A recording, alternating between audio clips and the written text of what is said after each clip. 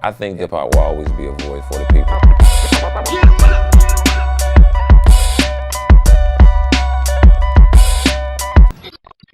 Hey everybody, I'm Reggie Williams, founder and CEO of Ambrosia for Heads, and with me I have Jake Payne, our editor-in-chief. And together, this is our What's the Headline podcast, and very, very exciting one. Last night, we got to see Ghostface Killah and Raekwon on Verzuz. In my opinion, one of the best Verzuz yet. But I want to kick it over to you, Jake, and have you kind of tee it up. Yeah, I would agree. I think that this is one of the best ones thus far. Full disclosure, I didn't watch it in real time. I watched it this morning. But I feel like about a year ago we got the ultimate producer battle in DJ Premier versus RZA. And shout out to Premier, it's his birthday, as well as Large Professors today. I always love that, March 21st marks, two of the GOATs behind the boards, mutual birthday. But I feel like from a rap perspective, this one might be the best. I really think E40 and Too Short put on a great show. DMX and Snoop, raised the bar. But for true meat and potato hip hop heads, especially Wu-Tang fan heads, which, I certainly fall under, this was epic. And I didn't necessarily know, you and I had talked about it, coming into it. We didn't speculate winners or anything like that, but this matchup comes after, the acquisition of Verzuz by Triller. We didn't know if we would see kind of a tone shift. And I thought this one delivered in a major way. So one thing I promised myself I would not do, I think, with Erykah Badu versus Jill Scott, we could say, hey, this is great for the culture. There's no winners. And I think we kind of did it again with Too Short and 40, which was a different kind of battle. I love these guys within Wu-Tang Clan. These are definitely, two of my favorite MCs. And, I have love and admiration just as a fan for every member of the clan. And over the years, I've gotten to work with and interview and do some different things with, I think, just about every member of the nine. I didn't know ODB, but this one for me, because these two guys are always my favorite within the clan. So it was an epic showdown. So I thought that Ross and 2 Chainz was another good one too, because they had 2 Chainz had strippers coming out, and Ross Ross was doing his dance, and they had stories. But I think you're right, man. I thought that Jill and Erykah told phenomenal stories in between. They really took their time. And I think that was like a 3-hour experience. And so just hearing them talk about each other and themselves was great. And I thought that Babyface and Teddy Riley still today might be the best one, especially given the 2 parts, because the first time Teddy came out with like the background dancers and the keyboard, and he's going all the way in, and with the technical difficulties and everything, and Babyface is throwing that slick talk, that subversive grease, that was ill. But in terms of hip hop, it's hard to think of a better one. Yeah, and I mean, any Wu head will agree. I think that Ghost over the years has gotten some interesting commercial recognition. I think Raekwon lives. People idolize Only Built for Cuban Links, aka the Purple Tape. But these guys are different than Method Man or ODB in the sense that they never necessarily got some of that huge top 40 love. They did and they didn't. So to have an entire Verzuz where people for most of last week have been just talking about not only 2 of the best MCs in hip hop, not only 2 of the best MCs in Wu-Tang, but great friends. I mean, these guys, we know that this is probably as close of an association as you're going to get. And you mentioned Teddy and Babyface. That was cool for all the reasons you said.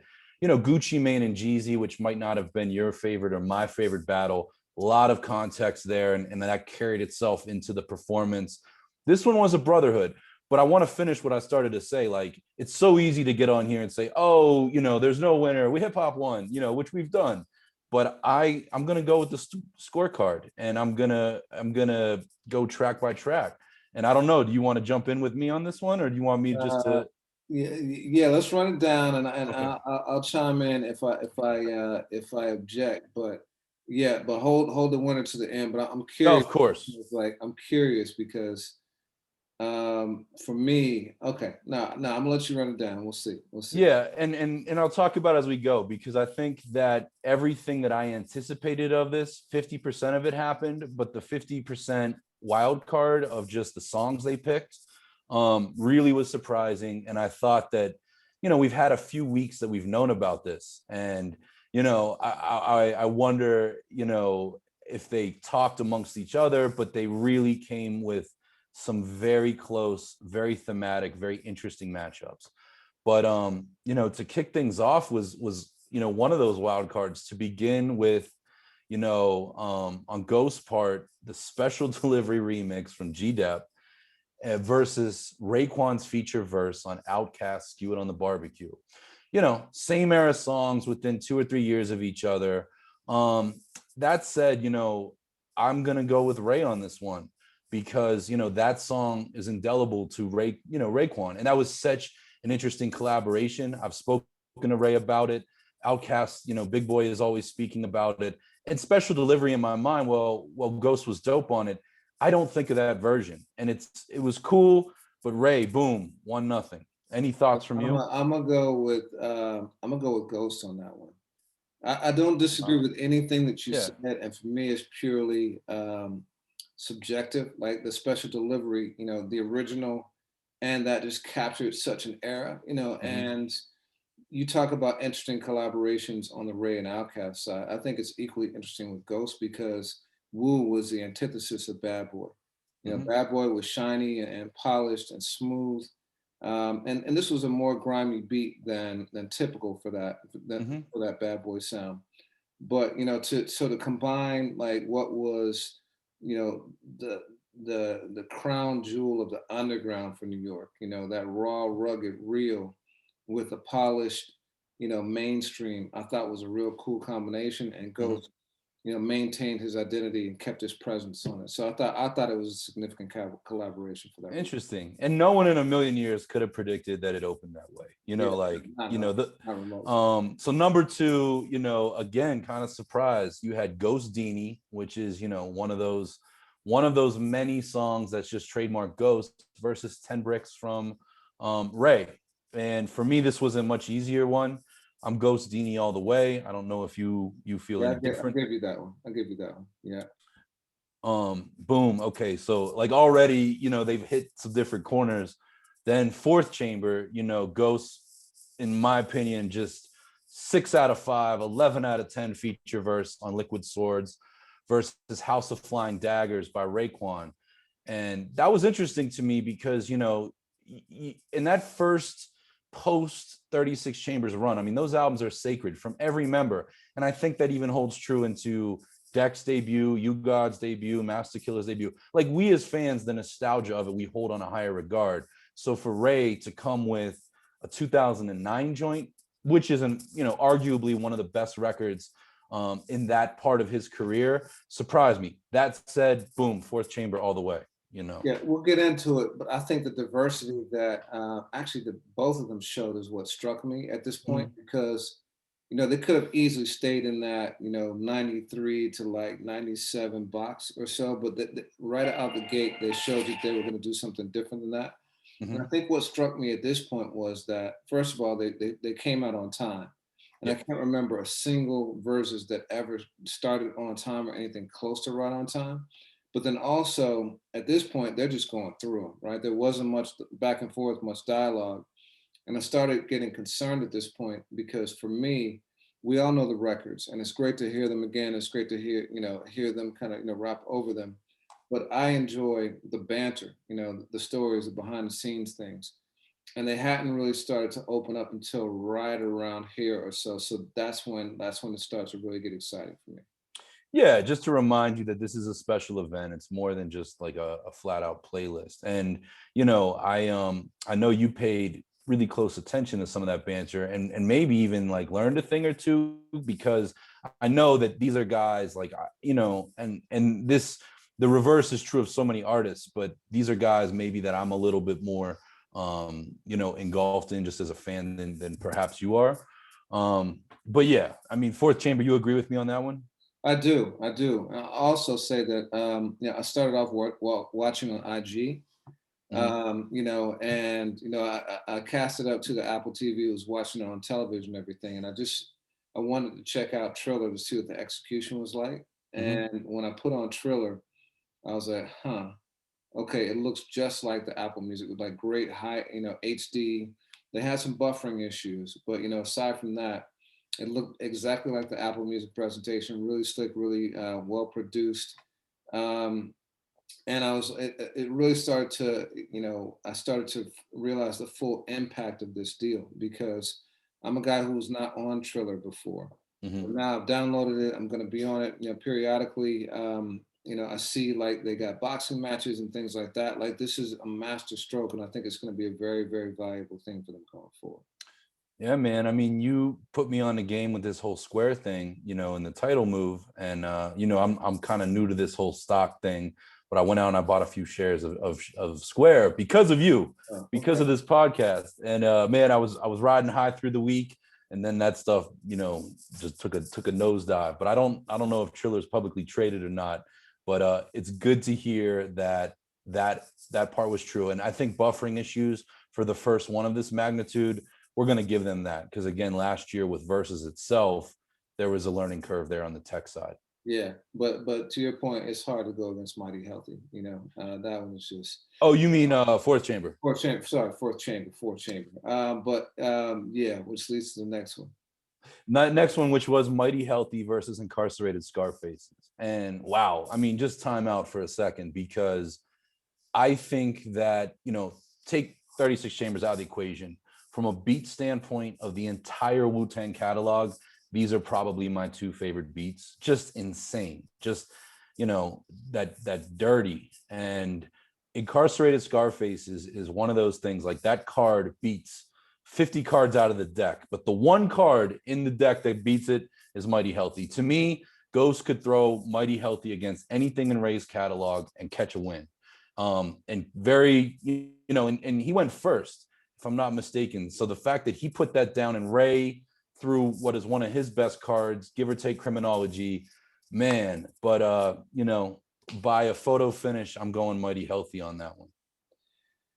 It's a tough one for me, man. It's really, really tough. Incarcerated Scarfaces is probably my second or third favorite Wu beat ever. Cream is number one. And then it's Incarcerated Scarfaces, Ice Cream, and Daytona 500 are like right there, and so, and I love Mighty Healthy too. The fact that like Ghost held Mighty Healthy down completely by himself, might give him the nod, but like, since, he had the assist obviously on Incarcerated. So I don't know, man. I think I would give that one to Ray. I would give that one to Ray. Really? Okay. I mean, and again, I'm not mad at that, but if you were to ask me who is Ghostface Killah? If my mom were to sit down and want to hear it, I would play her Mighty Healthy. Is that right? And, luckily that hasn't happened yet. She might feel it. I don't know. But so I mean, our count is like 1 or 2 off, and you're leaning Ray right now. I'm leaning Ghost. So then we go into Black Jesus versus Live from New York. Another interesting one. And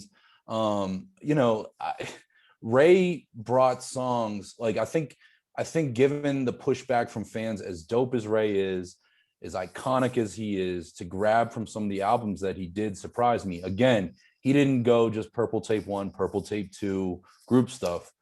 He moved the ball around. And but Black Jesus, perhaps I'm just being subjective, but that takes it. I think I'll give it to you. I think I'll give it to you on that one for sure. I think I'll give it to you. Next up, The Watch versus It's Yours. Now, this one was interesting because if I was to pick, it would be very close to my top 5. My favorite song on Wu-Tang Forever is It's Yours.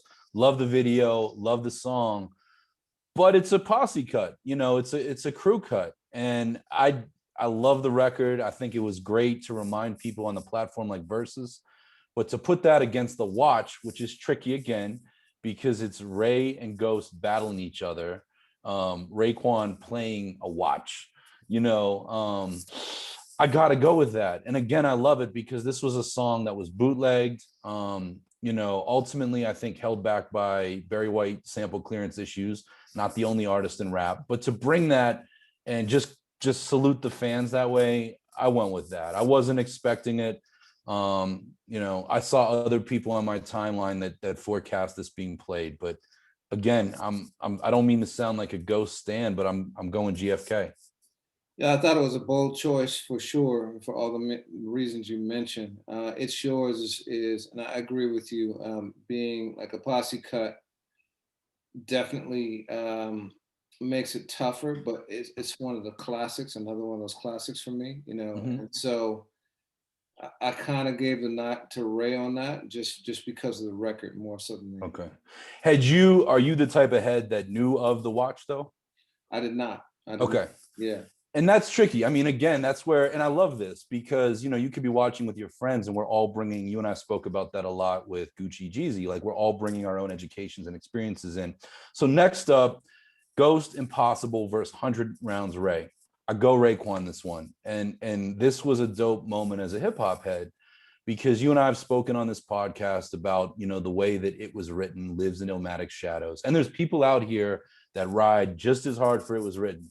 But I think of the iconic 90s rappers, I don't know if there's a sophomore slump in the perception of fans quite like Raekwon's second, which I always struggle to pronounce, but immobilarity. Yeah, and Versus is dope because that album never measured up to the hype. And yet last night, for me this morning, that moment, not expecting it, I listened in this weird platform and I'm like, yo, this joint is nice. And so, and it's a good place to put it. I'm going Raekwon, 100 Rounds. Yeah, I mean, it's interesting, man. You're right. Immobilarity is something I bought on CD as soon as it came out.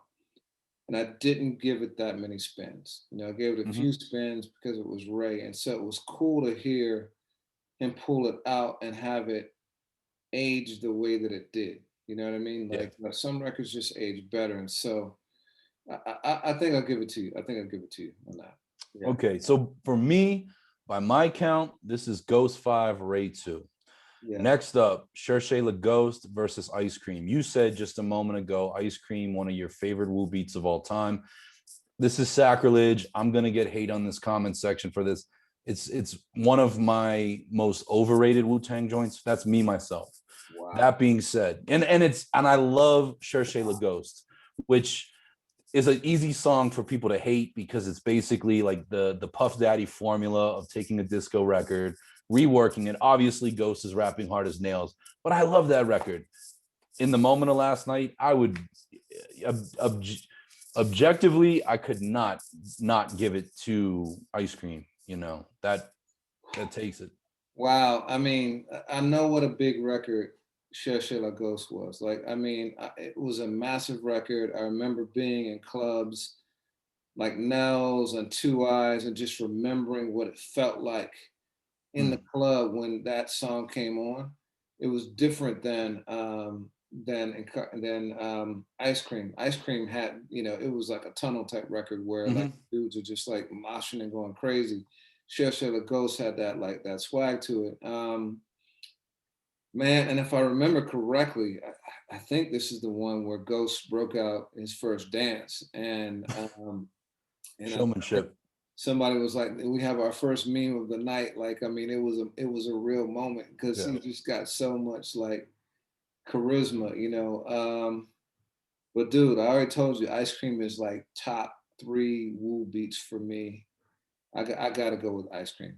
Yeah, and I want to give a caveat to throw myself some bail here. As when Ice Cream came out, and that was around my like all-in season of hip hop, the love affair. Loved it, loved the video. At points in my life, the lexicon from the song, has become part of my vernacular.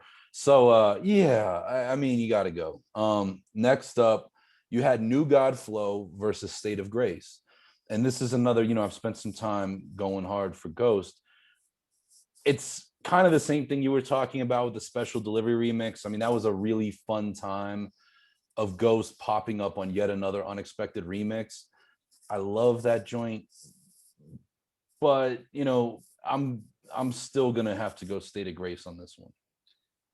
Okay, so we flip flopped on this one, man, because or actually no, we stayed consistent because first of all, when that it was one of my favorite Kanye beats ever. It was so unexpected, and it was part of that Good Fridays, when Kanye kind of revolutionized things with that release, like every Friday of a beat from My Beautiful Dark Twisted Fantasy, and Ghost. Obviously he was on the hook, as the sample, but to get his full verse was incredible, and to hear him play it last night, I was shocked. I didn't think that this one was going to be one he pulled out of the bag. And then it made you think, wow, Ghost had a record with Kanye. That's just so like unexpected. And that's so big. And Peak Kanye, yeah, musically. and this is 2011, I believe. And Yeah. and I'm also big. And first of all, I'm a big fan of the recent classics. But when you think about it, this is 10 years ago, so it's not even that recent, right? But I think a lot of people think about classics as being something from the 90s. Yeah. But I think that there's a lot of classic material from the O's and the 20 teens.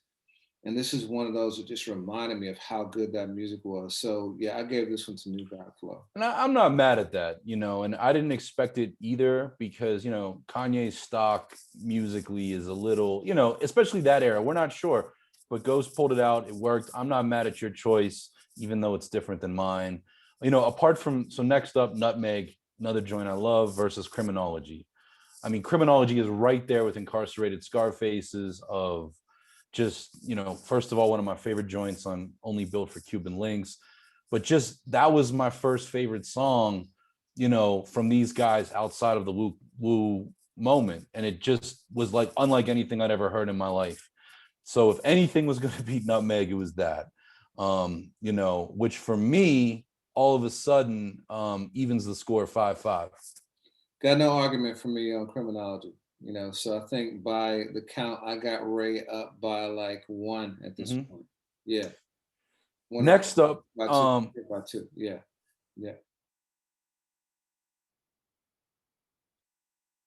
Played it against. You froze for a second there. So. Oh, word. Can I say again? Yeah. So next up, Ray went to the Wu catalog and brought out Cream, and I think, he is as entitled as anyone to do that. Meth wrote the hook, but it's that Raekwon verse is one of those verses that I will always know every lyric to. It's etched in my mind. And that was an easy win for me against Holla, which is a record I love from Ghost. Ghost evolved at that point, kind of past the RZA Reliant albums, although he still had a presence. I gotta go Cream, and unlike my opinion on It's Yours, Ray really, really, really earned the right to, that's his joint. Man, like I said, my all-time favorite Wu joint, and so yeah, it wasn't a question for me. It's just so amazing. It's so iconic every time you hear it. Like I never ever get tired of that song, man. Like yeah, so absolutely, Cream for me on that. Next up really surprised me because Rainy Days is a very, very, very important record to Raekwon. I gotta say, I'm a hip hop fan. I've been buying vinyl, since I was a teenager. I know of the Rainy Days remix. I believe I've owned it, but I never thought that I would see that in this battle. If I'm not mistaken, the remix is by Mr. Dalvin, Jodeci, and Diamond D, an very unlikely, duo. And it goes against Daytona 500. And that surprise factor, I think, counts for something. I really, again, was enthused to see the watch being played. Daytona 500, gotta go with it. And again, the charisma. I didn't, as a timeout, these guys were rapping a lot over their vocals. That was one of the things I expected. It's gonna happen, but Ghost helped sell the record a little bit more, which makes sense because you're not going to go to a Ghostface concert and not see Daytona 500. I would be curious to know if Raekwon performs Rainy Days remix ever. Yeah. And that's one of the things, you know, at the top of the session, one of the things they both said is that they hadn't performed in over a year, you know, and like it really drove it home. Like it's been, you know, almost exactly a year since Versus launched. I think the first one was Scott Storch and I can't remember who he even battled, but like, but Wouldn't, yeah. but you know, just you could see the enjoyment that they had from being up there and giving it their all. And I don't know how many people were in the studio with them. You know, we saw people coming in and out. They're clearly performing though for the camera, and you just see. You have to step back and remember this is what these guys do, man. They entertain, they're performers, and they're phenomenal at it in different ways too. You know, just Ghost is just so animated, and you know, and Ray is just so smooth. So Daytona 500, classic record, classic sample. You know, I had to give it to it. I had to give it to it. You can easily remember why. I know they were label mates at the time, but it's easy to remember why Jay-Z selected Ghost to help open up, you know, Fade to Black, you know, that concert, because Ghost is such a good performer, and, you know, Ray too. And I know that when it comes to Wu, we talk a lot on the performance tip about meth, and more on that to come. But yeah, these guys are showmen. And for so often, I like the way you just categorized it. So often we lump them together, you know, great friends, have been on countless songs together, but you know, Ghost is, you know, as rugged as any MC I could think of. And while Ray's subject matter is rugged, he's got a smooth presence and a smooth delivery. And you can, Versus was dope because you can see the contrast in these guys that, you know, are so often just, you know, associated together. Absolutely. Next up, Glaciers of Ice versus Run. I'm gonna go controversial here. I went Run. I like that because it comes from a time, again, where Ghost is showing the evolution of his own catalog. I thought that was a really big record for him. It showed a new sound that stepped a little bit beyond what he had done in the 90s and Y2K. I think if you were to probably pull 10 people on the street, I might be in the minority, but I'm curious to see what you say. Yeah, I think you're in the minority on that one. I had Glaciers of Ice, but I definitely feel you, and I understand why you would go that direction. Man, and I mean, this isn't going to help me on the next one either. And Raekwon, I've had the opportunity to do some like consulting for Ray over the years, and you know, write some of his bios and stuff like that. I hope, Ray, if you're tuned in, man, it's all love. But on the next one, John Blaze versus It's Over. And again, you know, this is the same kind of casualty of It's Yours. John Blaze, classic record. Great to hear it when you're sitting on your couch on a Saturday night, or in my case, drinking coffee on a Sunday morning. But Ray's rolling that record, you know, you cut up the pie, you know, 5 or 6 ways. Versus It's Over was a really Ghost dominant joint. I gotta go Ghost. Wow, man. I mean, this is a tough one because everything you say I agree with. But John Blaze was that record was one of the greatest posse cuts of all time. You still call shit John Blaze, so you know I can see that. Okay, all right, I'll remember that one. No lie. We had a debate, you and me, over text message one time with a headline, how apropos, over that slang.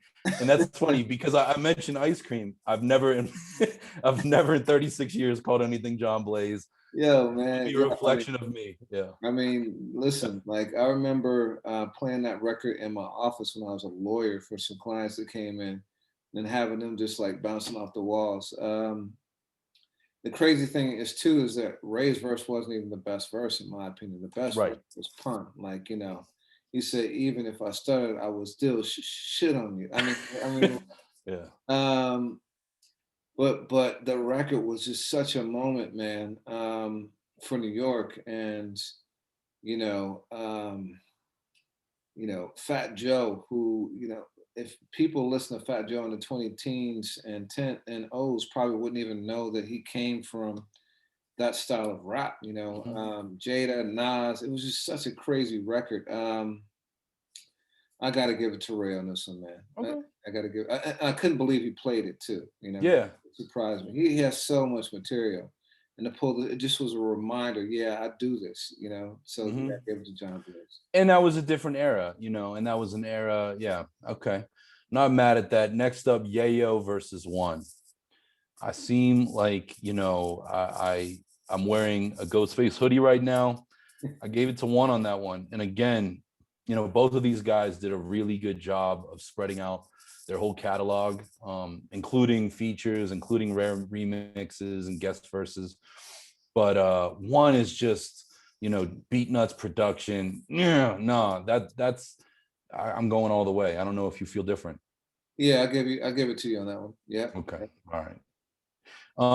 And then, on the last chapter of it, we had another great one. Verbal Intercourse versus Never Be the Same Again. Oh, wait, we skipped one. Oh, excuse me. Rich and Black versus Back Like That. Yeah.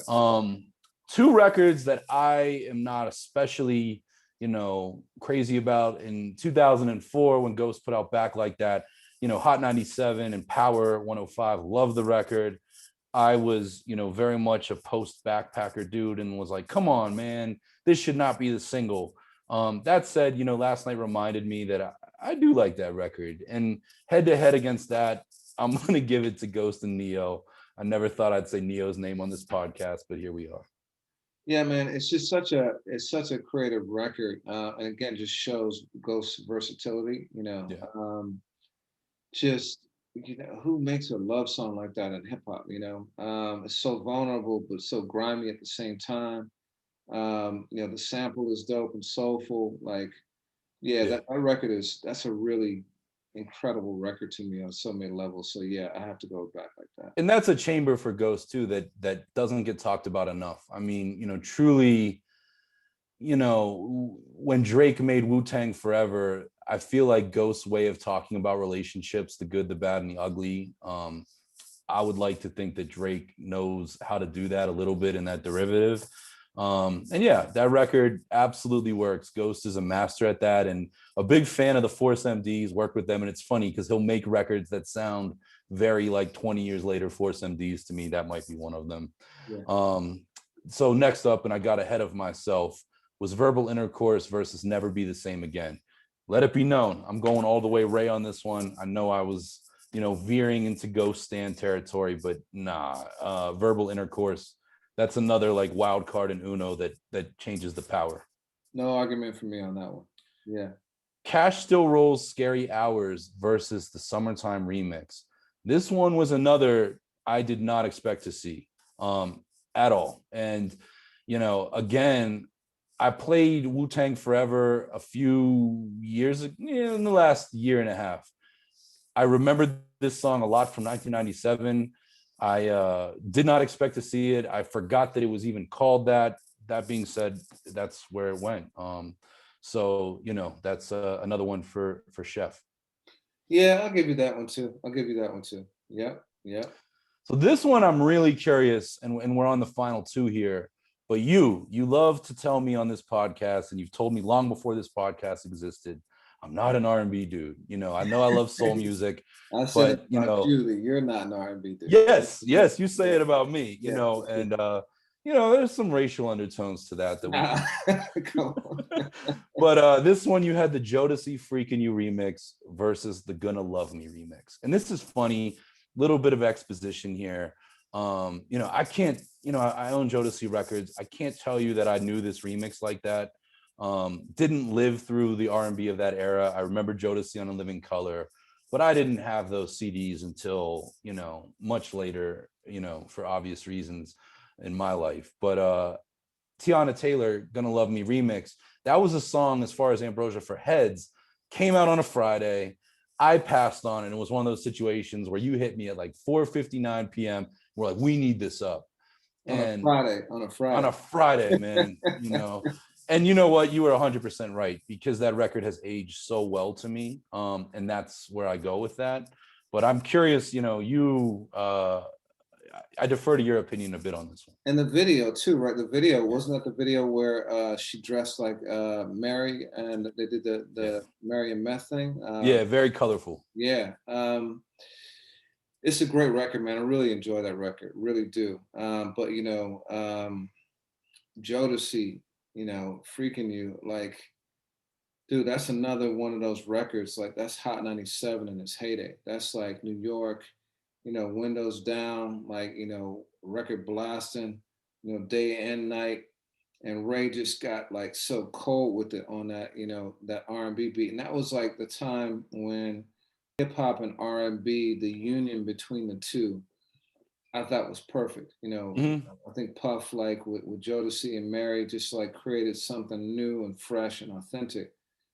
And again, putting Ray on that, Jodeci were rugged dudes too. I'll go with that record. Yeah. And that was very much the Kid Capri Ron G effect too, of like those blends and how that inspired music of the rugged and then the R&B. Cool, good to know. And I saw, so even though I watched it Sunday morning, I like to see what the real-time conversation is for these very reasons, perspective. And I knew that that's a blind spot for me. And I saw a lot of my friends and a lot of my trusted hip hop head sources going crazy over the Jodeci remix. So yeah. They ended on a pensive note, which I thought was so interesting. And again, one of those things I didn't expect. Raekwon, Can It All Be So Simple? Classic, versus Ghost, All That I Got Is You, which, especially during my high school years, my mom was like A1 to me. I mean, still is, but that record at a time in my life gave me a hip hop version besides Dear Mama that I could very much bond with. Like, that's a sacred record to me. That being said, again, you got to be objective and just going performance. I'm going to come back to Ray. Can it all be so simple? I mean, and that record they're both timeless, but that one has the edge up, which brings me, and then I want to hear you and your tally, brings me to 11-9 Tony Stark's for mayor. Yeah, I mean, I went with Can It All Be So Simple. Also, I guess I was standing for Ray, kind of like you were for Ghost for a minute. But this record is just so like classic. It is one of the greatest Wu records ever. I mean, just that whole album, obviously, but that and Cream, were two of my standout records on 36 Chambers. Mm-hmm. So I went with that record, and I think that puts me at least 11-9 Ray. I might have been higher than that, but I guess I gave it to Ray. And so the interesting thing too is that they themselves, you started this off saying you weren't gonna just like say it's good for the culture, soft sell it and say it. Yeah, exactly. And they said it like Ghost said a few times. I'm about to drop this on this TV on his head, like he was like. He was battling, and they were like, "Nah, this is a competition." They referred to it as a battle several times. Mm-hmm. So I love that they, brought that competitive spirit to it as well. So I would give it to Ray, but again, I also know that I was just, I'm a fan of all those guys, but for me, it probably goes Meth, Ray, Ghost. And then, I can go down the line, but like in that order for me. And so I think I skewed just based on my own personal taste. Yeah, no, and I like that. Again, that's one of the reasons why we have this podcast is you and I agree on so many things, but the subtleties come in. And, this one, at one point I thought that Ray had won, and then I kind of did the math for me. And again, like if these guys come on with the mindset of, hey, this is just good for the culture, I don't think it creates the impact. And the fact that they wanted to drive discourse, discussion, make it exciting and competitive, that is ultimately what has me, reaching for mobility on a Sunday. Like now I'm totally in the headspace of like, I got to revisit that and Lex Diamond. And, it's got me ready to play the Pretty Tony album. And that's what Versus is. And so, in the case of 40 versus Too Short, we got an album with the Versus, kind of a A-side, B-side with some collabos album. At the end of this, we didn't get an album. I hope we do soon. Both of these guys are prolific, but we did get a little bit of new music. You want to talk about the little teaser we got from GFK? Yeah, let's talk about the moments outside of the battle now. So you teed it up already in terms of new music. It's a couple things. So first of all, we got a joint from Ghost that I'm pretty sure was new. It had the same sample as Young, Gifted, and Black by Big Daddy Kane. And incredibly soulful. Like you said, just a bit, but enough to like really like say, huh, I gotta hear this joint in full. Just that sample has always been one of my favorites. It's one of the first songs that I just went back and said, I said intentionally, I didn't learn the words just by repeat listens. I intentionally studied, like, rewind that line, memorize it, next line, like for Young, Gibson, and Black. So that sample like is like evokes something like visceral in me. So to hear Ghost Freak it was really dope. And then Raekwon played a song and Ghost was like, yo, what is this beat? Like and it was like a song featuring Griselda. And everyone talks about Griselda and that Wu connection. And so to hear, him rhyming, and I don't even think we heard their part, but to hear him rhyming on the joint and knowing that Griselda's going to be a part of it was a lot, very, very exciting for me, But that wasn't the only moment for me. There were quite a few things, but some things that stood out for me were at the end they started playing disco joints, and Ray and Ghost are just dancing, like, and you can tell this is their childhood and they're reliving it and like just totally free. That was super dope. Go first of all, there were outfit changes. Ghost came out in the two-tone wallabies and they had a moment like an interlude where they both went and changed, and Ray came back out in a t-shirt with the dookie chain, and Ghost had on a full length fur. I think it was a Killah joint. So just and he did a third change too, like, so just like the showmanship, again, we talk about performers, they really took this seriously. The setup, it wasn't like anything crazy like where Too Short and E40 had cars and all the props and the nail salon. But there were some subtleties. They had the Egyptian dog, I think it was Anubis, like in the middle. They had chairs, and so they were conveying that kind of Egyptian king kind of thing.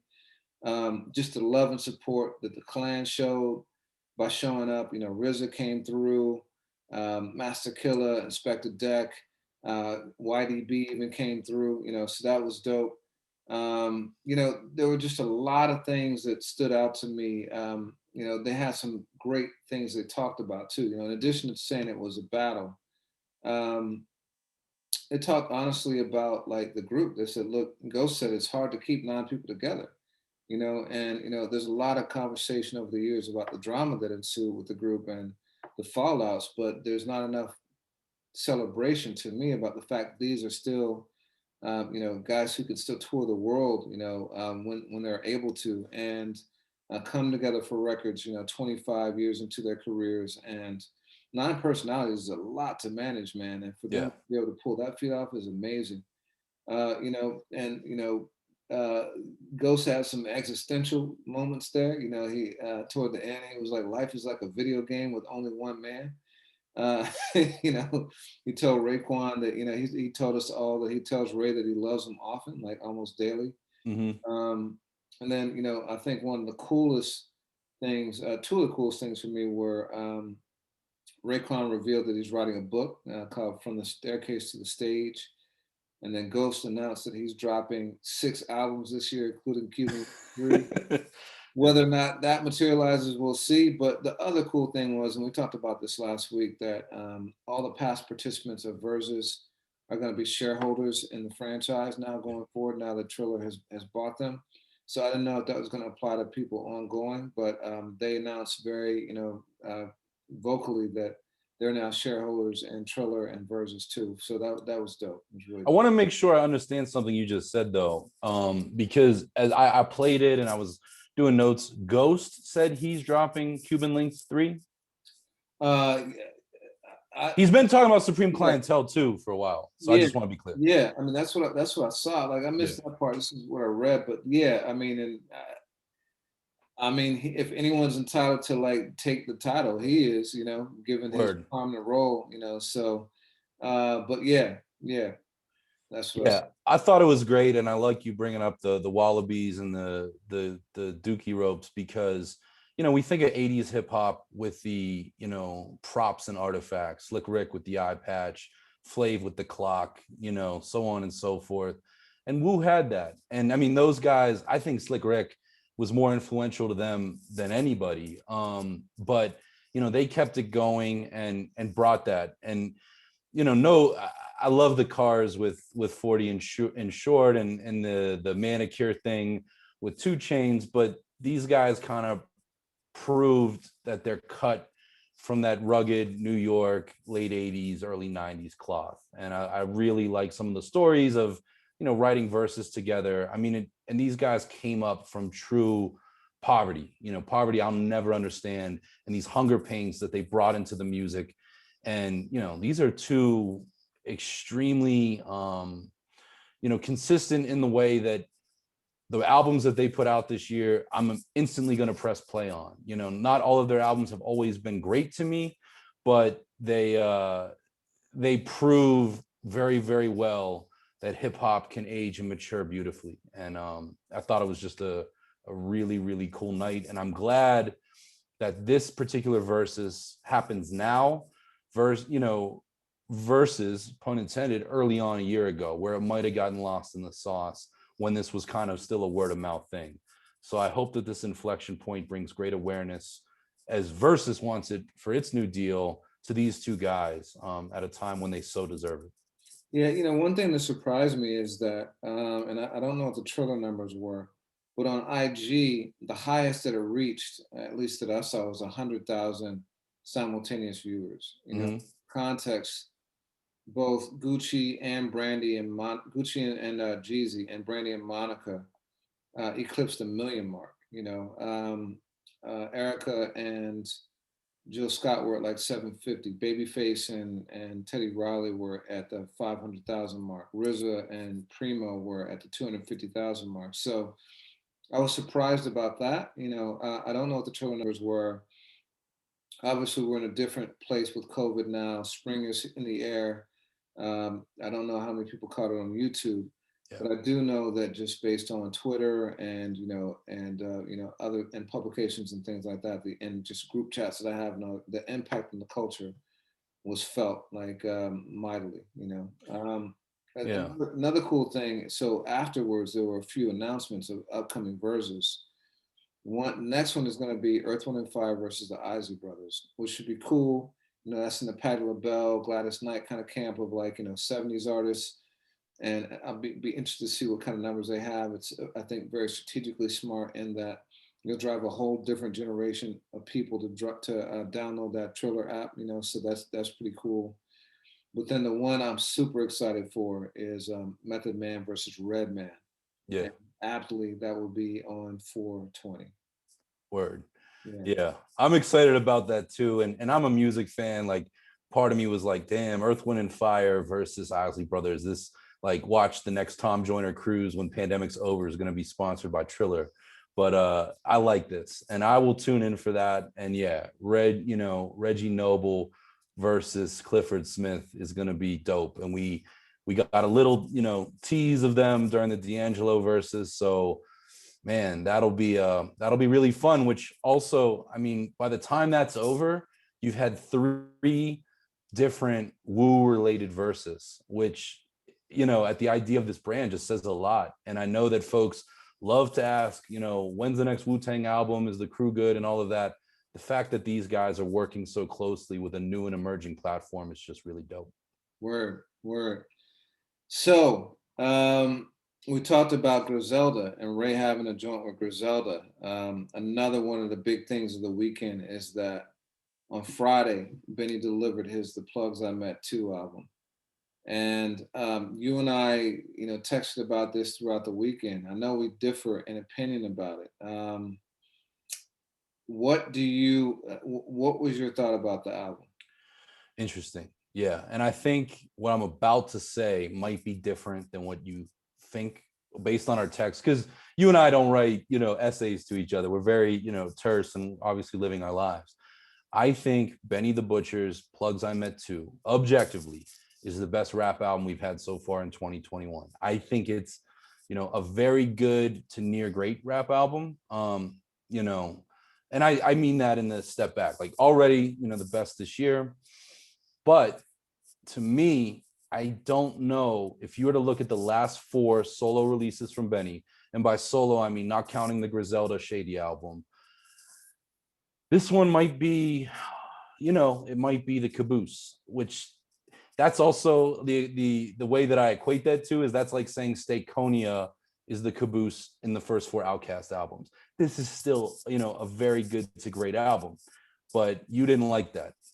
Yeah, my response was that's like saying Section 80 is the weakest link in Kendrick's catalog, or his last 4 albums, and that's like against Good Kid, Mad City, To Pimp a Butterfly, and Damn. Like, it's not, to me, saying a whole bunch. I think this one stands not only, I think it stands with the rest of his catalog for sure, and with those 4. I agree with you. I think it's the best album thus far this year. It's impressive to me for a number of reasons. First of all, the guy's consistency over the last couple of years, and we'll get into that in a few minutes, has just been off the charts. Secondly, it's his second project in the last 2 albums to be produced solely by one producer, Harry Fraud.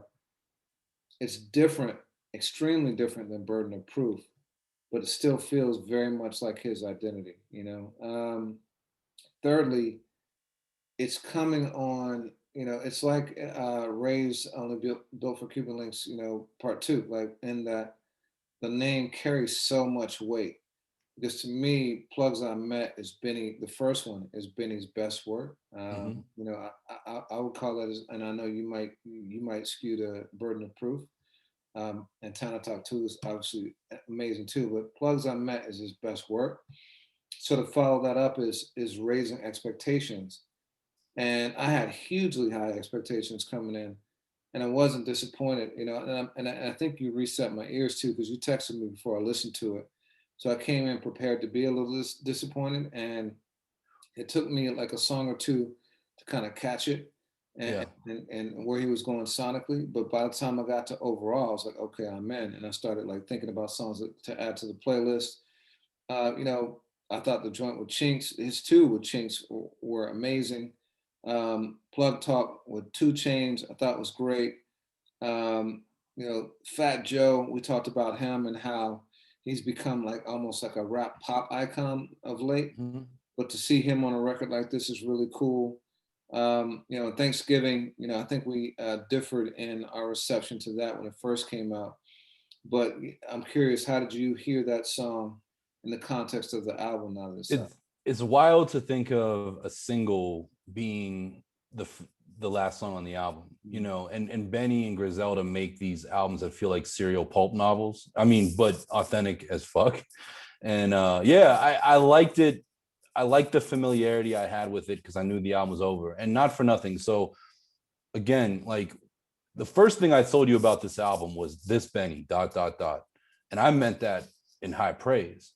And then just being, guys that are often, kind of figuring out the yearbook committee of hip hop, I then made the point of, I'm not so sure within the last 4. And so you just walk through the track list. And to me, the Plugs I Met one back in 2019, what made that album really, really special to me was it was a moment where Benny was punching up and he had arrived. And so features with Pusha T and Black Thought were massive to me because they showed, and we had narratives on AFH that very much, cemented this and reinforced it. Benny, proved that he could rap side by side with 2 of the best right now and 2 of the best of all time. And on top of it, true to the Griselda formula, he had RJ Payne on there. He brought folks with him. This album, to me, there's 2 features I really like on it. I love the 2 Chainz feature, which we've spoken about on this podcast. You are a far bigger, Titty Boy fan than I am. I thought 2 Chainz' verse is great. I love the Rick Hyde joint. Rick Hyde has been, a producer MC in Benny's camp, and Survivor's Remorse, as you go through the track list, that's my joint. And number 2 is Overall, which you also mentioned with Chinks, God Bless the Dead, which was something I think Harry Fraud brought to the table. And you said in the document, you said that this was recorded at the same time as Burden of Proof. So our man, Matt Conaway, put that in the press release, which blew me away. So, somewhere in 2020, 2019, speculating there, Benny was making these albums side by side, which is crazy to me. And that's in the press release. And on one hand, he was flying out to LA, working with Hit Boy, and Harry Fraud's a Brooklyn native. He was also working in BK with La Musica de Harry Fraud. So, I mean, that makes it even more impressive to me that he can juggle the 2 completely differently sounding sonic, projects like that. Like, this guy's a monster, man. To have the kind of like, and first of all, those 4 albums that we mentioned are all recorded within 2 years, I think, or another. To have that kind of output. So everyone else we talked about, Kendrick and you mentioned Outkast. Those albums came out over like 4, 7, 10-year spans. Yeah. So for this dude to do that kind of quality at that volume in 2 years, I think is unreal. So you mentioned the original. I'll give you. I don't think it's better than the original or as good as the original. But again, that's one of the best albums by one of the best rappers in hip hop right now. So it's not saying a ton. I agree with you that him going against Black Thought and Pusha was a real statement. 18 Wheeler was rugged, just like the beat selection was incredible. The song with India at the end was so like autobiographical and personal. I thought was amazing. So I'll give it to you on that. And the guests on this are very, very different too. Like, it surprised me. I was expecting him, because of the framework of the first one, to come with real like spitters on this one. It wouldn't have surprised me if he had Royce and Gibbs and some of the people he's been working with lately on it. So it was a real departure. But I champion that, because who wants a sequel that basically just rehashes the original? So thematically it's there, but sonically, the guest choices, like all these things are an evolution from the first one, which is why I thought it was really impressive. And I think this is going to be one that over time opens up in a way that might eventually, what I have not done is gone and listened to them kind of back to back. Yeah.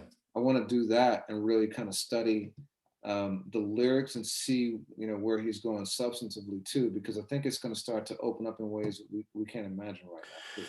Yeah, and I actually want to even go back before Tana Talk 3 and really, Benny put out joints with, Green Lantern, 38 Special, and different folks, and we'll listen to that evolution even further back. And what I think is interesting about it, and not for nothing, one of my closest friends, said, man, that Jim Jones verse was insane, and really like that. Fat Joe is a spitter. He has, arguably my favorite song of the year, his joint with Khaled and Cool and Dre. But I didn't get a lot from the guests. But what I think is interesting about the guest list is, and I want to talk about Harry Fraud for a second, these are a lot of Fraud's people.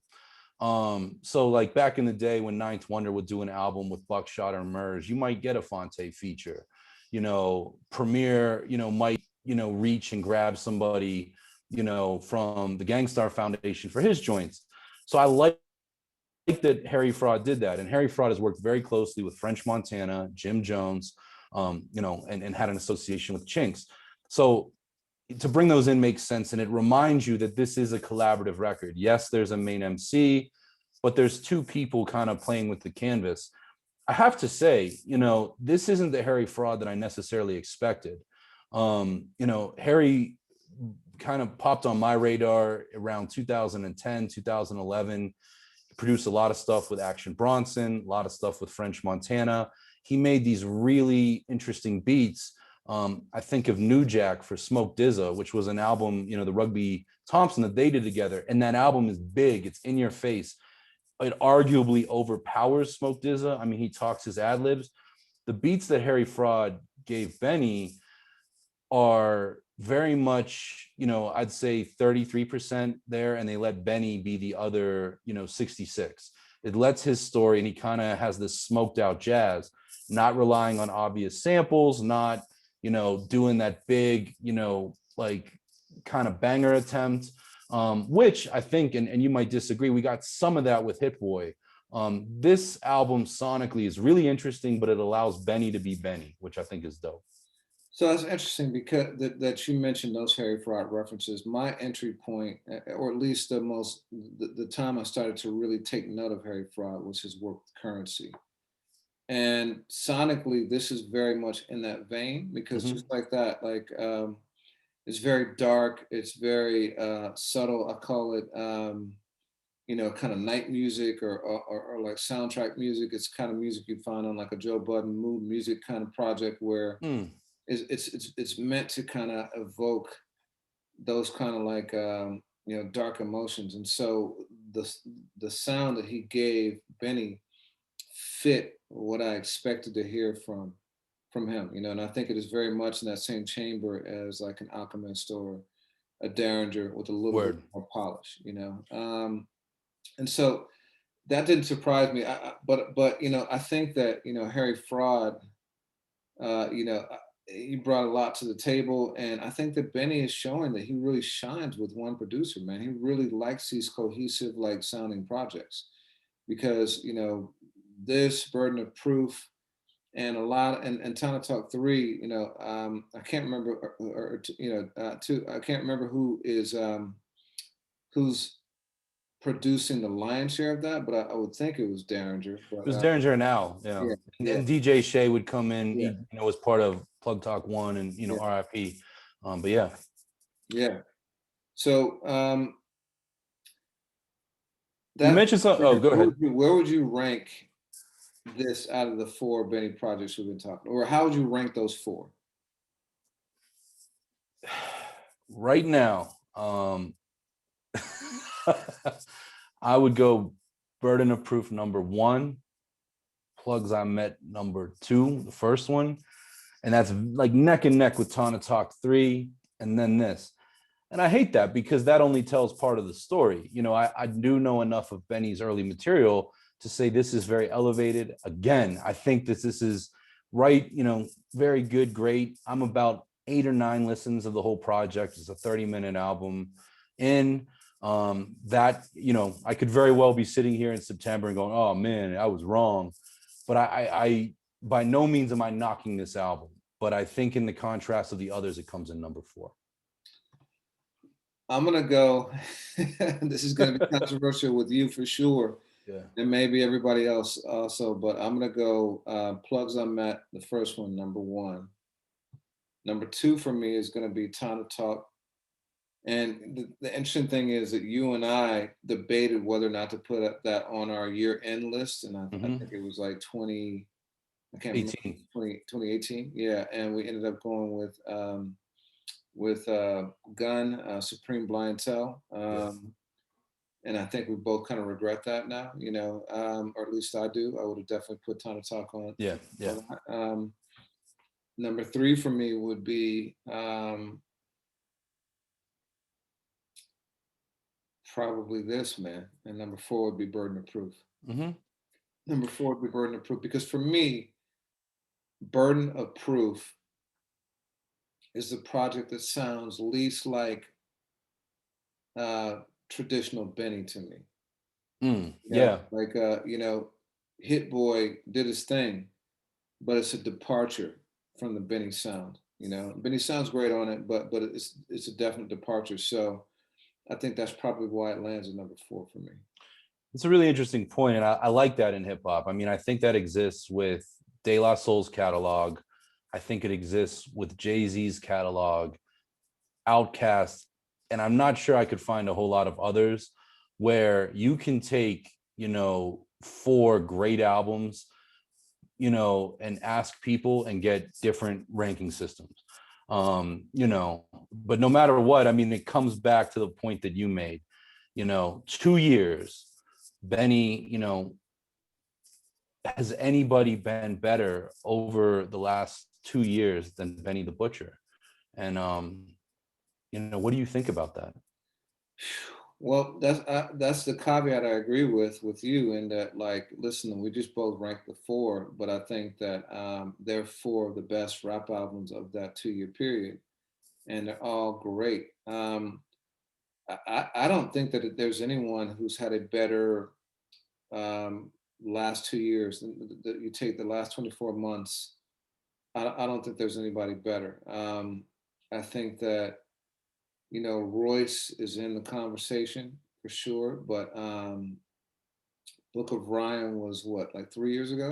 Yeah, it falls out of it. Yeah. So you mentioned Royce. The one artist that is in the conversation is, and we've talked about him on this podcast, is Freddie Gibbs, because in that window you have Alfredo and Bandana and a ton of features and whatnot. Ton of features. I mean, dude, you know how I feel about both of those albums. Like, I think that Alfredo, just continues to open up to me now, and I like it way better now than I did when it first came out. I really understand. I really appreciate the genius of that album now. And Bandana, like, from day one, like, that was just a joint to me. But still, that's 2 albums compared to Benny's 4.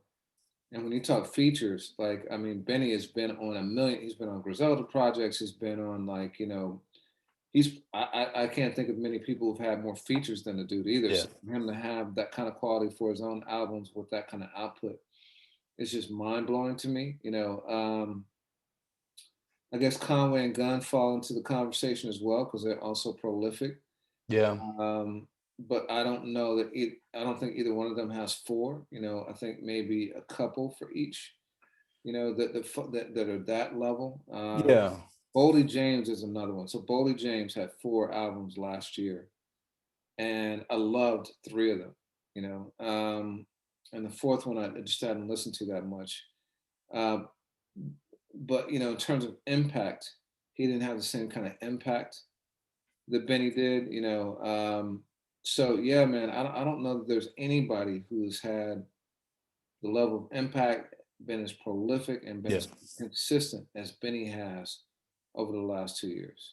Yeah, I mean, I think of great athletes like Satchel Paige pitching, not on a 5-day rest, but pitching day after day and putting up these incredible stories, and that's what Benny's done.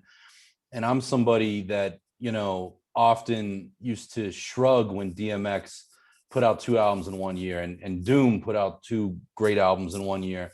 And Benny's doing it. He's putting his legacy on the line, because I also think that Benny's, contending in a social media era. And I think that there is a knee-jerk tendency among hip hop fans to, push an artist down when they're winning. I mean, I think we saw that a little bit with Chance the Rapper. I think we've seen it, pick an artist and you can see the resistance. And, Benny continues to rise in profile.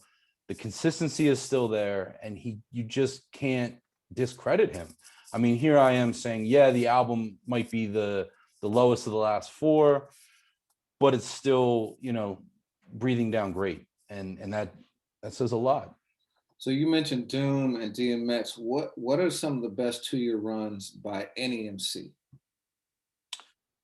DMX, 98, 99. I think you get 2, possibly 3 albums in there. I can't remember when his 3rd came out, but that's a huge run. And with that, I mean, there's, again, and that's a great example, the features. So you got that. You got 50, around his, shady, aftermath beginnings, 02, 03.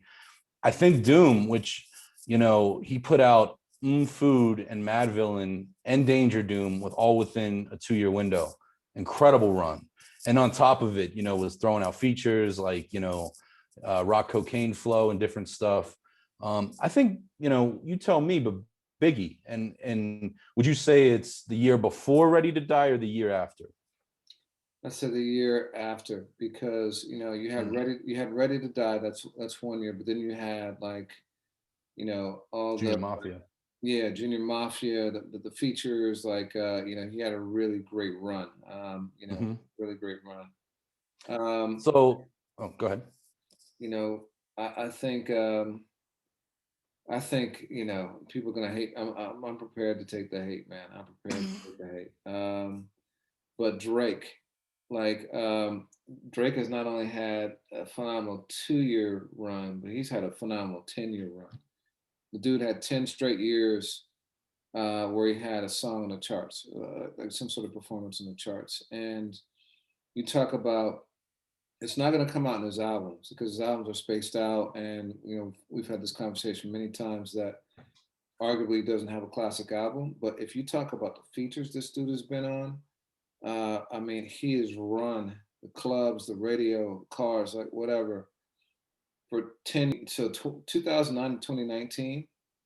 I don't think we've seen a run like that, period, by any artist of any genre. So, I mean, maybe Jay in rap, but it's hard and it's different. And Jay, yeah, I mean, and different. But I think in going back to the 2 year, that's a really good point. Tupac, 95, 96, Me Against the World, Into All Eyes. You can make the case Jay at the top of his album making career, but I also think like, the era of Blueprint 2.1 into, the Black Album, you could make it Blueprint into, Rock La Familia in there. Also just on the group tip, I gotta say Q-Tip 90 and 91, because Phife really evolved on the second album. And Guru, I mean, we talk about Premier, but Guru coming in from Moment of Truth into the Full Clip, the new songs on Full Clip and joints like the song Full Clip, pretty insane. And then also you mentioned him earlier in the podcast, but Pun, in the album in the year before Capital Punishment, through that album, all the features, all the the freestyles, the moments, Pun. I mean, there's a lot going around, but I think with what Benny's done, in the last 2 years, it's in that conversation 100%. And as much as I love Freddie Gibbs and have since he was, since the Interscope Records days, I think Benny is definitely the most consistent and the best MC of the last 2 years. Yeah, I agree. I don't think that Benny edges Gibbs on quality, because I think they've both been just top notch, tier one MCs over the last 2 years. But I think when you factor in quantity, he gets the edge. Yeah, this is going to sound like a diss, but I think Benny sometimes does a little more with less. If you give Benny the Butcher an album with Madlib, the excitement that brings to the table. I mean, you and I both agreed that, Bandana was among our top 2 albums of 2019. And for me, Benny was in my top 2 albums of 2020, but I certainly wasn't, super geared up for Hit Boy. I'm a huge, I'm a very, very aware fan of Harry Fraud. I was excited to see how this sounds like, but it's not the Madlib effect. It's not the, so I think that accounts for something. And, certainly Benny's worked with Al, but a whole album, we haven't seen that yet. So I think that factors into. Yeah. Oh man. So what else is going on? It was a crazy week for Kanye. Yeah, man. That feels like an oxymoron. I'm being redundant with that one.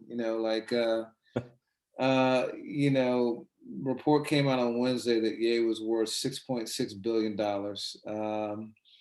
Unsurprisingly, that rumor came from Kanye himself and his camp. It's getting around the time of Forbes annual richest celebrities lists, and I was unaware. I thought that Forbes typically did their own kind of due diligence and research, and maybe that is the case on this, to kind of piece together these lists.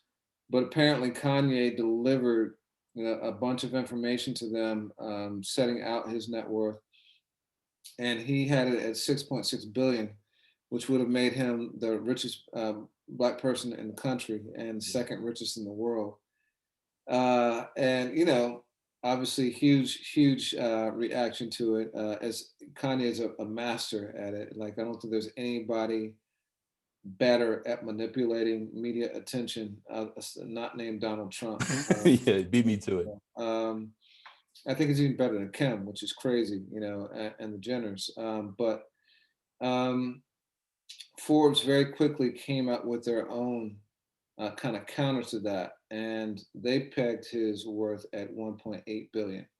Now, listen, even if it's worth 1.8 billion, I believe that still makes him the richest person to ever come from hip hop. He surpassed Jay, he surpassed Puff, and Dre. So that in itself, from a person who, just a few years ago was claiming that he was broken, asking Mark Zuckerberg to give him $50 million, invest $50 million in him, it's just a major come up. Like, so there's no knock on that, but the way that they came at his valuation was, they said that Yeezy grossed $191 million in royalties just for him. That's not the revenues, but the royalties that he got, which I would assume is around 10%, was $191 million. And so they put a 9x multiple on that. So 9 times that is roughly $1.5 billion. They also said he has cash and other assets, vehicles, furniture, livestock, jewelry. Livestock is a pretty hilarious one. Yeah. But I guess that ranch in Wyoming, like, is stocked with animals. But they put that at 160 million. His music catalog, interestingly, is at 90 million. You would think that, given the impact that Ye has had and how big his sales have been, and like other productions for artists like Jay and so forth, his publishing, I would think, would be worth a lot more than that. But they put that at 90 million. I actually think that's an undervaluation, personally. Mm-hmm. Skims, which is Kim Kardashian's clothing company, bodywear, he's got a stake in that they value at 64 million. And here's where the major discrepancy was, that he signed this deal with the Gap. He's going to launch a clothing line with them, and Gap stock skyrocketed the day that it was announced because people understand the impact of Kanye. They put that valuation at $0. Now Kanye had it at something absurd, like I think it's 3.5 billion or something like that. But $0 is, they said, because nothing's launched yet. Now we know something's going to launch. Yeah. We know when it launches, at least the first line is going to mushroom, I believe, just because of who Kanye is. So, it has some valuation. I think it probably would put him north of $2 billion, which is amazing. Huge. It's just absolutely absurd, but that's how they broke it down. Now, I have a question for you. So Yeezys right now, everything is based on cultural currency for him, and I think that's arguably the case for Puff, which is why he stays relevant. But it's his cultural currency that keeps the value of Ciroc where it is. I say the same thing for Jay. If he's not Jay-Z, then the things that he touches aren't going to have the same value. Kanye has been an extremely polarizing figure for the last several years. He's a guy who wore a MAGA hat, was an open supporter of Donald Trump. On TMZ. On TMZ, talking about slavery being a choice and doubling down on it. Like, who is Kanye's fan base at this point? And, do they subscribe to his views? Do they like Kanye's clothes and shoes in spite of Kanye? Do they like the rebellious attitude? Like, what do you think gives Kanye his cultural currency at this point? It's a really, really good question. And, I'm amazed at, how many folks I see wearing Yeezys. I mean, for me, there was a period of time where Kanye West was my favorite rapper of the moment. I think, 2010, that was absolutely true. 2007, that was true. I never stopped listening to his music, but I certainly, just as a a person who values, the political space, the social space. I'm, racially conscious. I certainly muted Kanye, after that Charlemagne the God conversation. And when he started to seem like he was breaking through and then wasn't.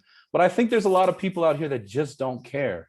And I think that Kanye will always have an exponential cool factor, but it might not be to the people that read Ambrosia for Heads or listen to this podcast or, know all the developments that you just said. He's still just the guy that wears his hat a certain way, could sell $100 white t-shirt, blah, blah, blah. And that's why Gap is happy to be in bed with him.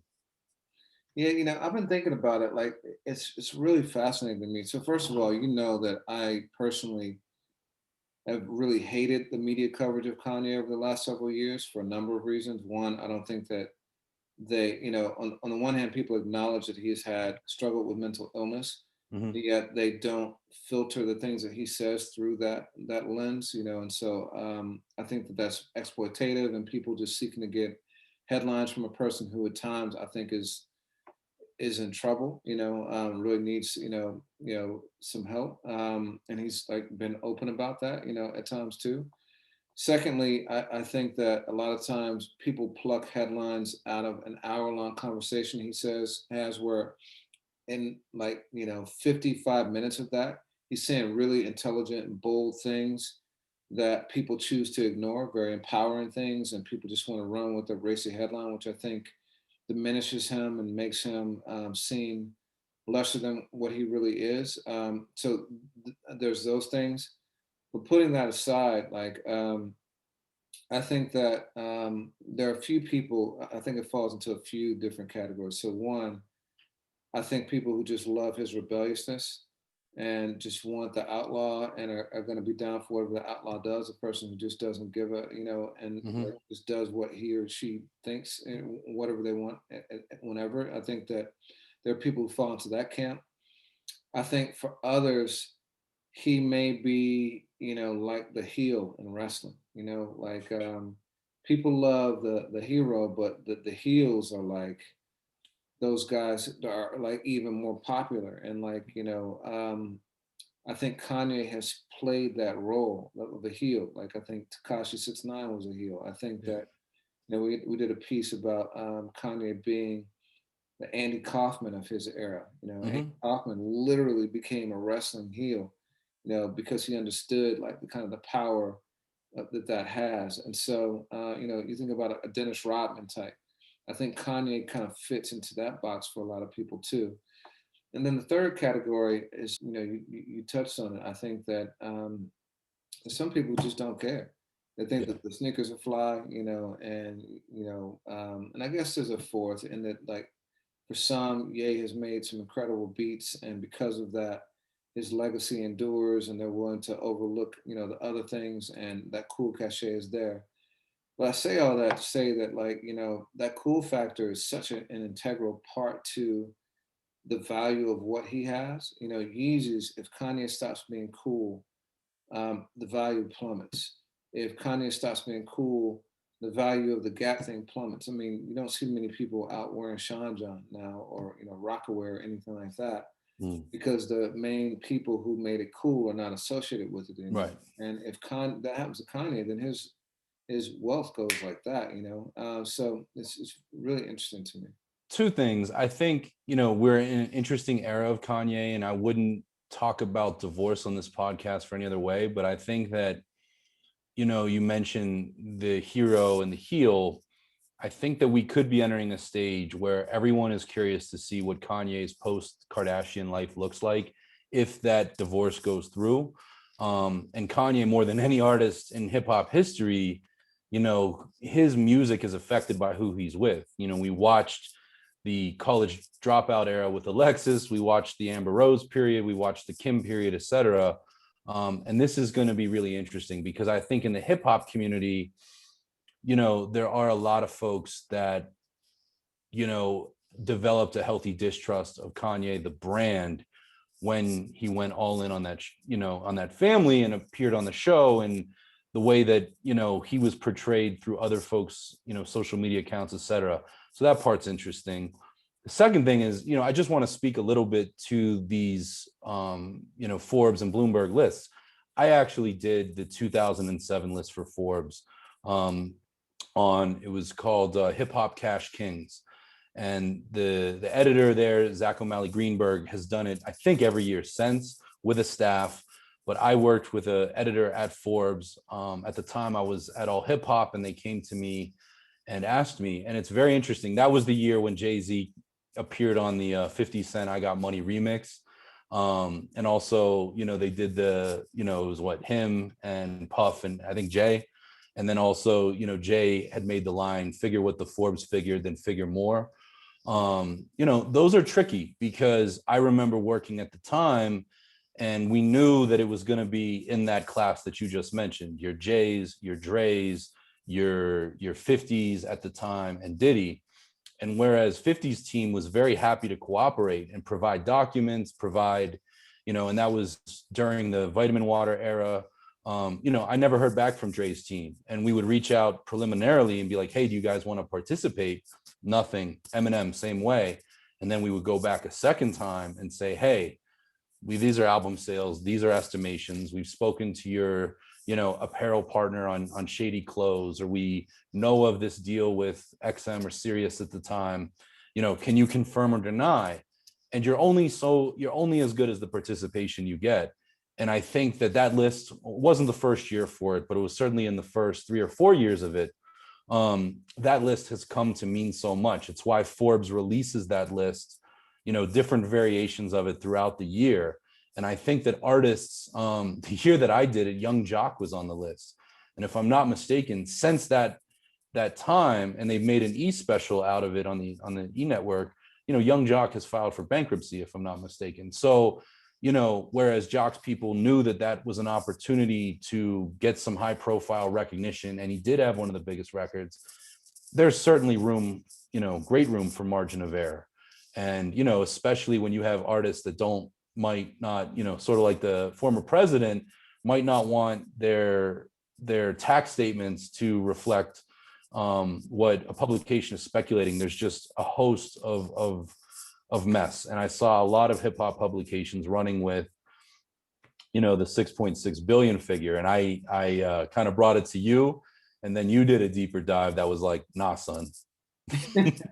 Yeah, man. I think about it too. Like, you know, most people are not going around screaming about how much money they have because, you know, the IRS is, what does Jay say, the letter boys, the alphabet boys, like, I mean, like, you know, and 6.6 billion, then you're paying taxes on that 6.6 billion too. Yeah. So, I mean, yeah, but in any case, whether it's 1.8, 4, 500 million, like whatever, like, you know, all props to Kanye for turning around what seemed to be a pretty dire situation years ago, for parlaying his artistry into multiple revenue streams, and, you know, and building an empire. Pretty dope. Yeah, get good music to release that Q-Tip album, man.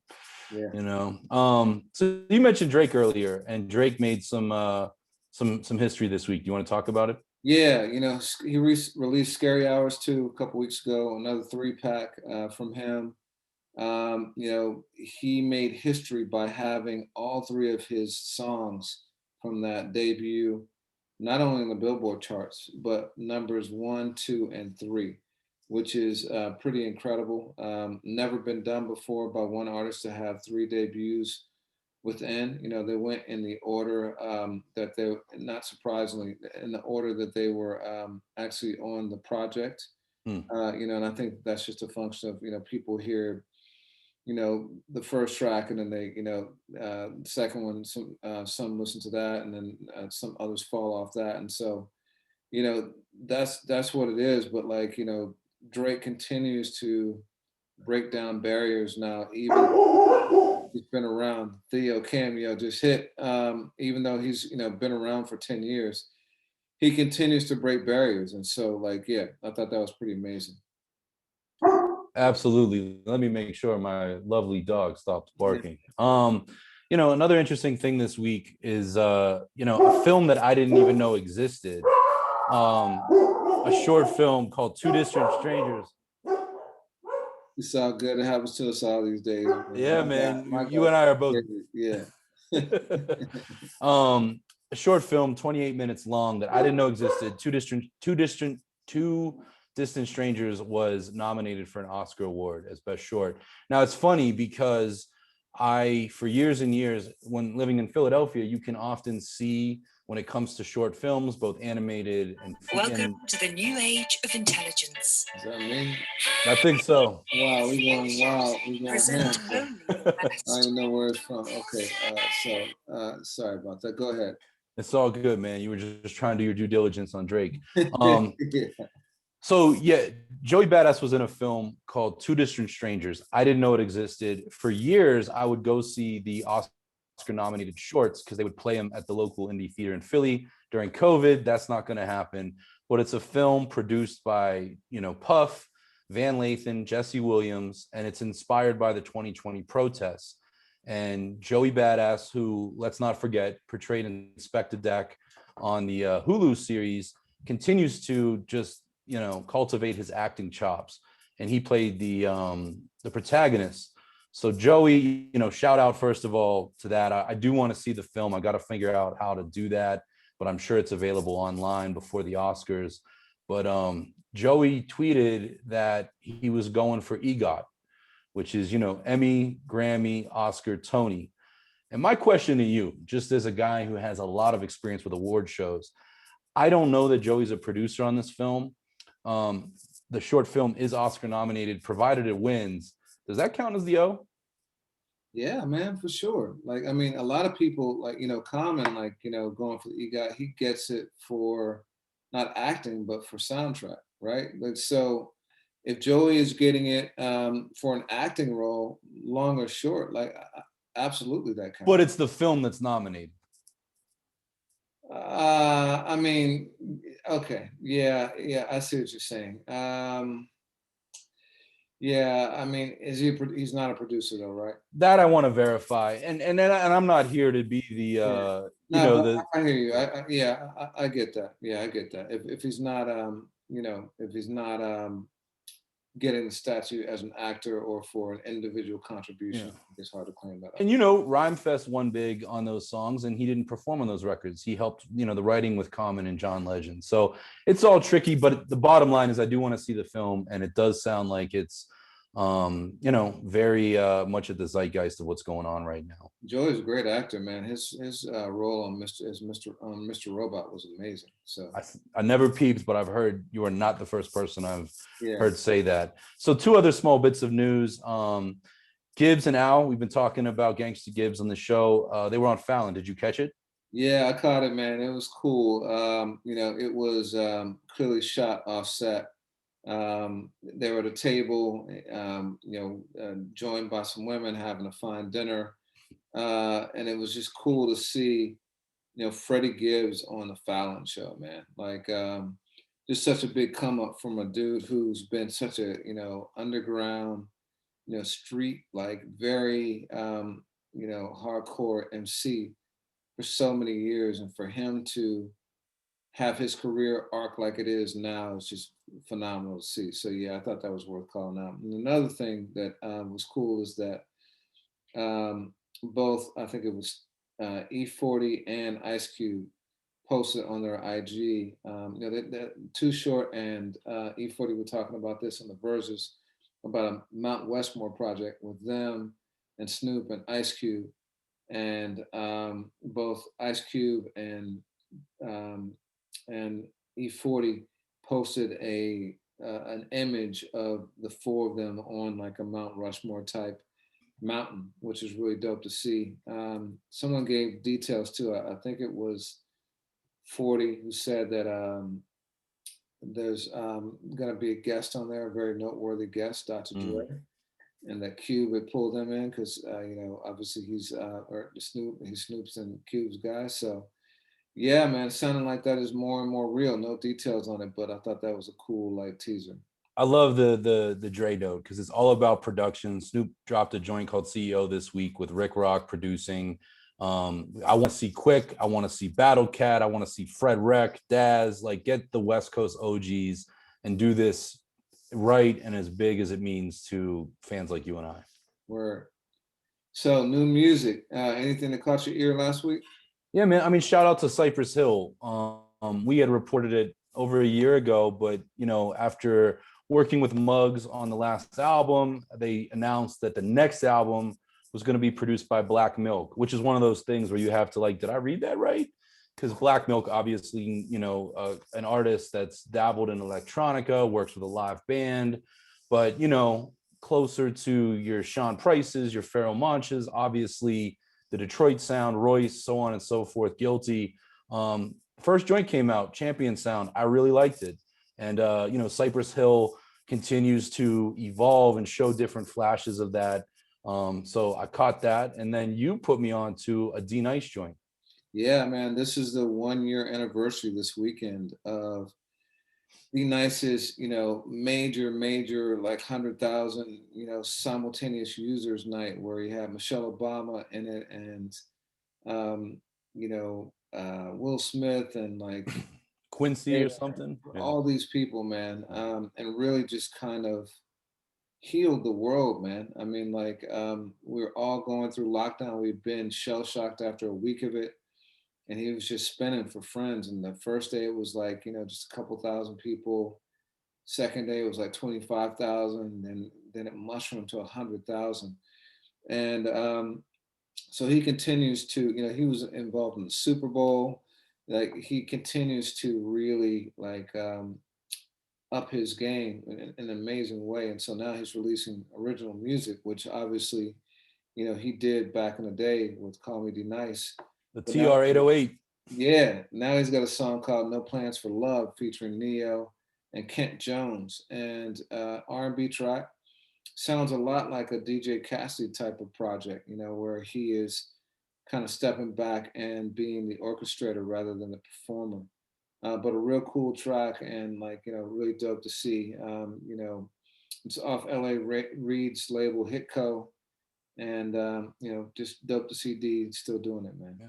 People forget, man. I think it was D Nice that put Kid Rock on, which might not sound in vogue now, but on Jive Records back in the day, D Nice, he goes back. I mean, even beyond BDP. And shout out to D, shout out to Derek. Two quick nuggets. Static Selector, one of the more respected producers in the game right now, put out a joint that we had alluded to with Coda the Fiend, who's on his last album called Tequila Sunrise. I enjoyed that. Brooklyn Spitter. And, we talk about Joey. Some of Joey's best music has been with Static. So it's great to see him kind of, mentoring and putting out meaningful work with another Brooklyn Spitter who's also very soulful and clearly, a student of the 90s. And, speaking of the 90s, another joint that I just would be remiss not to talk about is Gotham. So that's the group of Talib Kweli and Diamond D. They put out one single a few months ago. They came with a second one with one of your favorite artists of the last year, Busta Rhymes. It's called The Quiet One, a title you would never expect to see on a Busta Rhymes joint. But it's important just to mention that album, I have to say, and I'm one of those people that in the context of Black Star finds Talib, arguably, more, certainly just as important as most. But this is the most, pun intended, I've anticipated a Kweli project since the Reflection Eternal reunion album. So, shout out to Gotham for all you DITC, Black Star, Reflection Eternal heads. Definitely peep that joint. That's dope. Yeah, I got to check that out for sure. All right. So what's your song of the week? I am Jake. I be 6'1", 6 foot. I'm going with De La Soul. I Am I Be. Just one of my favorite records. It still breaks my heart that it's not on the traditional streaming platforms, but man, I'm a Balloon Mind State guy, and I kept thinking of that as we talked about Benny, because I ranked my 4 albums.